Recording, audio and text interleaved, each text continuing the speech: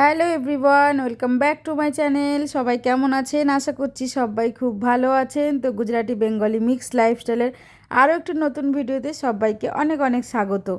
তো সকালবেলায় সানডের সকাল, তো ঘুম থেকে উঠতে একটু দেরিই করেছি, কারণ কর্তামশাই ডিউটিতে আছে, এখনও বাড়ি আসেনি। উনি কাল রাতে গেছিলো, এখনও এসে পৌঁছায়নি আর কি। সব বিকেলে আসবে একদম। আর ছেলেরও স্কুল নেই, সপ্তাহে তো এই দুটো দিনই পাই, শনিবার আর রবিবার একটু শোয়ার মতন টাইম হয়।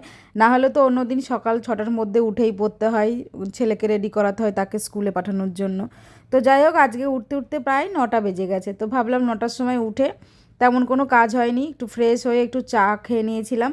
চা একটু ব্রেকফাস্ট করে তারপরে কাজে লেগে পড়েছি। তো যেহেতু কর্তামশাই বাড়িতে আসবে, তাই রান্নার অত তাড়া ছিল না, আস্তে আস্তে করব। তো সবার প্রথমে আগে বিছানা চাদরটা চেঞ্জ করছি, কারণ এক সপ্তাহ হয়ে গেছে এটা চেঞ্জ করা হয়নি। মাঝখানে একদিন সময় পাইনি আর কি, তাই জন্য করতে পারিনি। তো আজকে যেহেতু সময় আছে, তাই ভাবলাম সবার আগে আগে চাদরটা চেঞ্জ করি, তাহলে ঘরটা বেশ একটু ফ্রেশ লাগবে, ভালো লাগবে।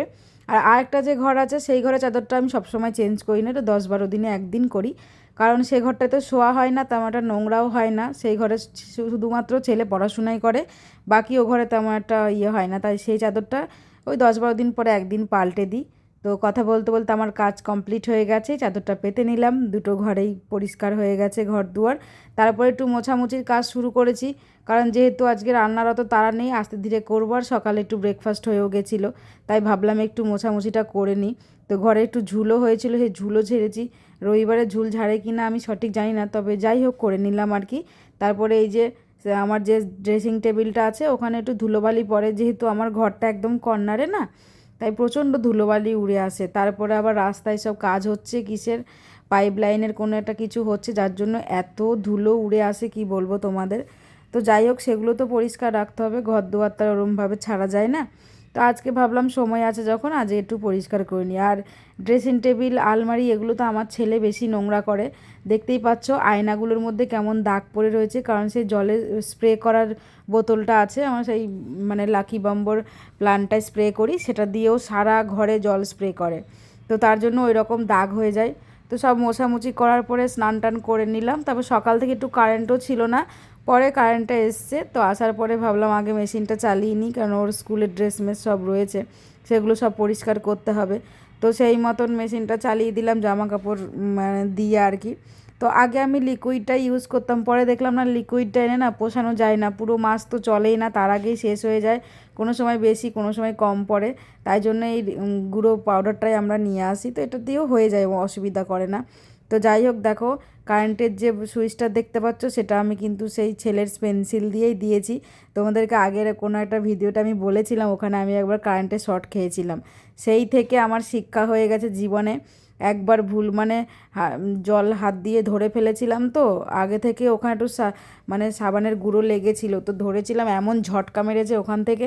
তো সেই থেকে আমার একটা ভুল থেকে শিক্ষা হয়ে গেছে। আর কর্তামশাই বলেছে পেন্সিল দিয়ে করবে, তাহলে দেখবে ওটা শর্ট খাবে না। তো যাই হোক, সেই থেকে ওভাবেই করি, এখন আর শর্টটা দেয় না। তবুও কী হয় বলো তো, ওই যে একটা জীবনে একটা ভয় শিক্ষা পেয়ে গেলাম, তো সেই থেকে ভয়টা তো কাজই করে। তারপর রান্না বান্না করতে এসেছি, আর যেহেতু কর্তামশাই বাড়ি নেই, এই ফাঁকে শুটকি মাছটা রান্না করে খাবো। উনি থাকলে তো খেতেও পারি না, রাঁধতেও পারি না, মানে রান্না করতেই দেয় না আর কি। তো এই জন্য উনি যখন নেই, তাই ভাবলাম রান্না করে দুপুরে দুপুরে খেয়ে শেষ করে ফেলবো। সে যেন বাড়িতে এসে আর দেখতে না পায় যে আমি শুটকি মাছ খেয়েছি। তো আর ওইদিকে একটা ফ্রিজ, আজকে যেহেতু সানডে, সব বাজারেও প্রায় শেষের দিকে একটা দুটো করে রয়েছিল, তো সব মিলিয়ে গুছিয়ে একটা পাঁচমিশালি সবজি করেছি। আর একটু এই যে শুটকি মাছটা করব আলু দিয়ে। আমি এমনি নর্মাল করি, কড়াইয়ে পেঁয়াজ ভেজে শুটকি মাছ ভেজে আলু দিয়ে, এমনি যেহেতু নতুন আলু না, পরে নামানোর আগে একটু ধনেপাতা দিয়ে দিই, ওটা দিলে বেশ আমাদের খেতে এরকমই ভালো লাগে। তো সেইভাবেই করে নিই আমি।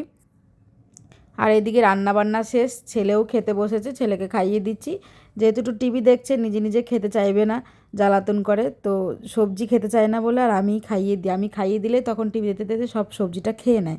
তো সেই মতন ওকে খাইয়ে দিচ্ছি, এরপরে আমি খাবো। ওদিকে কাজের দিদিটাও কাজ করতে চলে এসেছে, উনি আজকে লেট করেই এসছে। তো চলো, আজকের মতন ভিডিওটা আমি এখানেই শেষ করছি।